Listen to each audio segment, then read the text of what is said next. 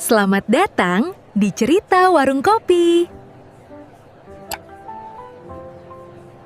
Apa yang akan kalian lakukan ketika mendengar suara dari ruangan yang sudah lama ditinggalkan? Banyak yang bilang sekolah adalah rumah kedua. Tapi saat jam menunjukkan pukul 6 sore, gedung ini bukan lagi milik para siswa. Udara yang tadinya hangat berubah menjadi dingin yang menusuk tulang. Suasana ceria berganti menjadi kesunyian yang mencekam. Reno dan Sari seharusnya sudah berada di rumah, menikmati makan malam yang hangat. Namun, sebuah kecerobohan memaksa mereka menerobos sunyi. Sebuah bola basket yang tertinggal di gudang belakang. Dan Reno dengan wajah pucatnya tak berani kembali sendirian. Dia meminta Sari menemani langkahnya di atas lantai ubin yang mulai tertutup bayang-bayang panjang. Setiap langkah mereka bergema seolah ada sesuatu yang mengikuti dari balik kegelapan kelas yang kosong. Tiba-tiba Sari berhenti mendadak. Bulu kuduknya berdiri. Di depannya ada sesuatu yang tidak masuk akal. Di koridor yang kering ini muncul jejak tapak kaki air yang masih basah. Jejak itu kecil, seperti tapak kaki seorang anak perempuan, berjalan menyeret menuju satu arah yang paling dihindari di sekolah ini. Ya, kamar mandi pojok lantai 3. Kepanikan mulai menguasai Reno. Tangannya yang berkeringat tak lagi mampu memegang bola basketnya. Bola itu terjatuh tepat di atas piring sesajen, menghancurkan dupa dan menumpahkan bunga-bunga di lantai. Suasana seketika menjadi senyap. Angin kencang tiba-tiba berhembus dari dalam koridor. Meskipun semua jendela tertutup rapat, Reno membeku. Wajahnya pucat pasi, seolah nyawanya baru saja dicabut. Reno ketakutan menarik baju Sari, memohon untuk pergi. Rani, ayo kita pulang.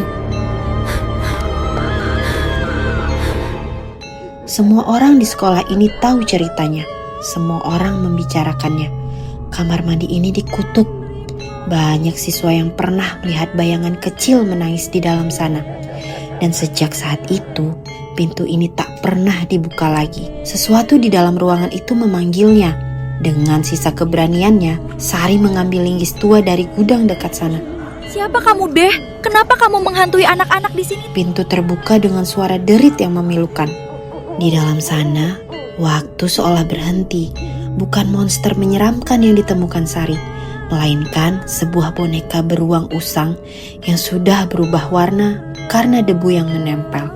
Dan di sanalah dia, sosok anak perempuan kecil dengan wajah pucat, berdiri di sudut ruangan. Dia tidak menyerang. Dia hanya berusaha menunjuk ke arah boneka itu dengan air mata yang terus mengalir di pipinya. Tolong bantu aku. Sari menyadari satu hal, ketakutan manusia seringkali menutup mata kita terhadap kebenaran. Ternyata anak ini bukan ingin menghantui, dia hanya kesepian.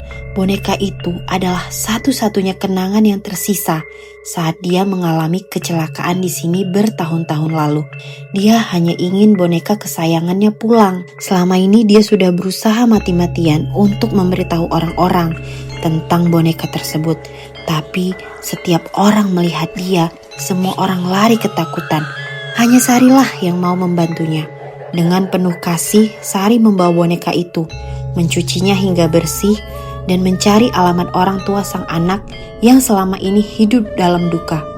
Anak itu hanya ingin bonekanya kembali ke orang tuanya, agar kedua orang tuanya tidak terlalu bersedih setelah kepergiannya beberapa tahun yang lalu. Setelah boneka itu kembali ke pelukan ibunya, aura gelap di sekolah itu seketika sirna. Kamar mandi yang tadinya ditakuti, kini dibersihkan atas permintaan Sari kepada kepala sekolah. Kini tidak ada lagi gembok, tidak ada lagi sesajen. Kamar mandi itu kembali berfungsi seperti biasa. Sari belajar bahwa setiap hantu punya cerita, dan terkadang yang mereka butuhkan hanyalah seseorang yang cukup berani untuk berhenti berlari dan mulai mendengarkan.